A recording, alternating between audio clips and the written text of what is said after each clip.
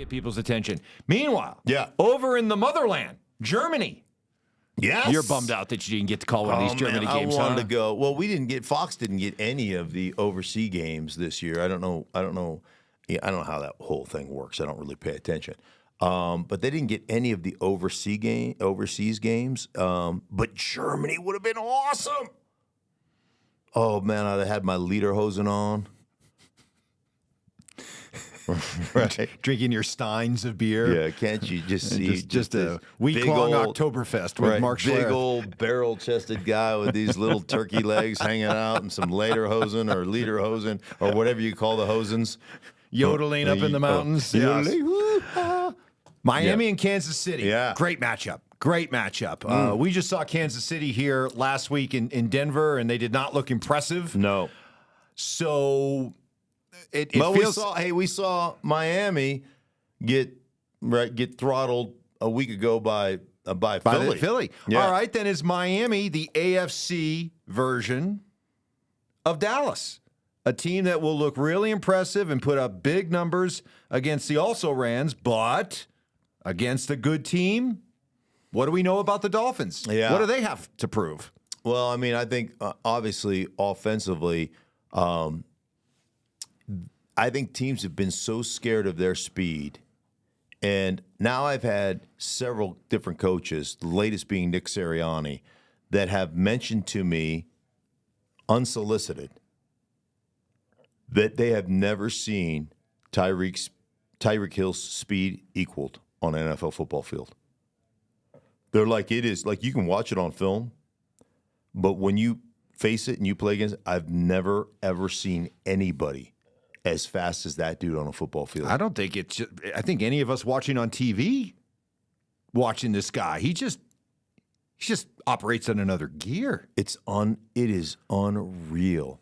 And you start watching, middle of field open defenses where safeties have their heels at 12 to 14 yards deep. You play Miami 17 to 20 yards deep.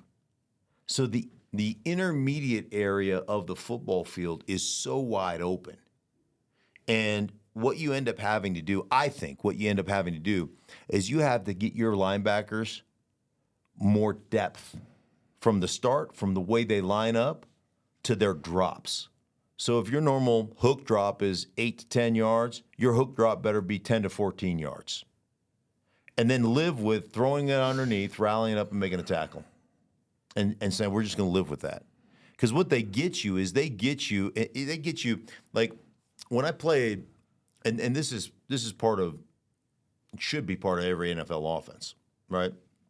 If you're going to play with your receivers or you're going to play with your safeties, heels at 14 yards deep, we're going to run your ass out of that. Like you're going to play us in light boxes. We're just going to run your ass out of it until you have to bring a safety down. Because if you have to bring a safety down, now what do I have? 1 or 3? I don't care. I know 1 or 3, where I'm going to match it. I know I got one-on-ones to the outside. I got access out there. So, it's just the way they play. This should be a great game. And I'm looking for a bounce back by Miami, the way they run the ball, the way they do things. Philadelphia handled them. Yeah. Just flat out handled them. And I don't know if there was just a letdown by Philadelphia, like, oh, good, Washington now. But Washington's always played them really well. So this should be Miami and Kansas City after Kansas City kind of laid an egg here in Denver. This should be a really good matchup. Maybe this isn't fair to Dolphin fan, but look, you've beaten the Chargers, the Patriots twice, the Broncos, the Giants, and the Panthers. Right. And you've lost fairly convincingly to the Bills and to the Eagles. Yeah. Until they prove otherwise, they're just a pretender. Who did Miami play last week? Sorry, they beat the Patriots. Oh, they beat the Patriots. They're a pretender. Yeah. And this is one of those games where they can go out and change the narrative, just like Dallas. Yeah, you go has out. to. You go out and beat a good team in Kansas City. Albeit in Germany, you go out and beat a good team in Germany, kind of neutral field. I think all of a sudden, I still think Miami's just unique in the way they're structured and built. But you go out and beat Kansas City, I think I think it legitimizes it answers all the questions of who have you really beat? Yeah. Those questions. The emotional game of the weekend, Bills in Cincinnati, and we all know what happened last year. I didn't even think about that. Yeah, back to DeMar Hamlin. DeMar Hamlin, and thankfully that's really turned out to be an amazing story. Yeah. But does that hang over this game at all, or because it feels like there has been that happy ending, everybody can just kind of move on and concentrate on what is a terrific matchup? Yeah, it should be. I mean, it's always going to be there, right? There's always going to be that spot in the back of your mind as you're prepping, as you're going through pregame, as you're doing all that stuff. Once the ball's kicked off, you don't think about stuff like that. You're just thinking about playing.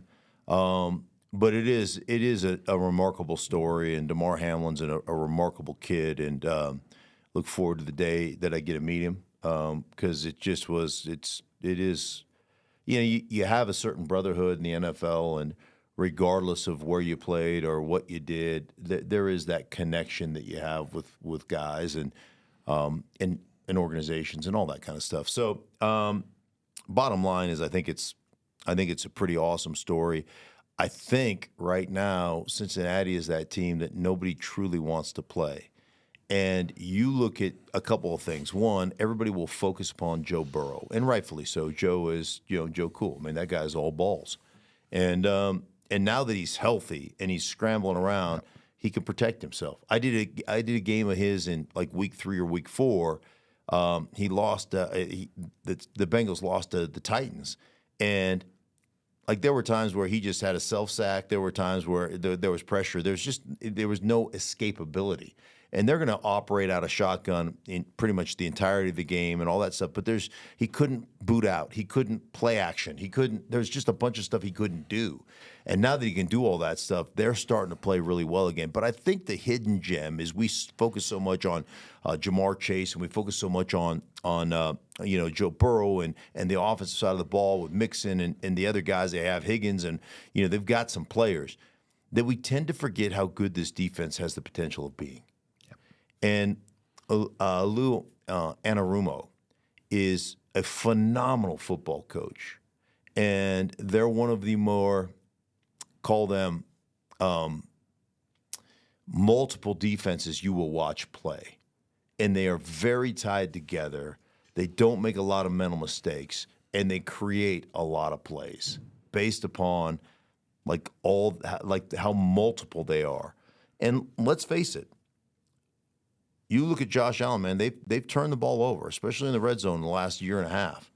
They've turned the ball over. They feel like they're still searching for an identity.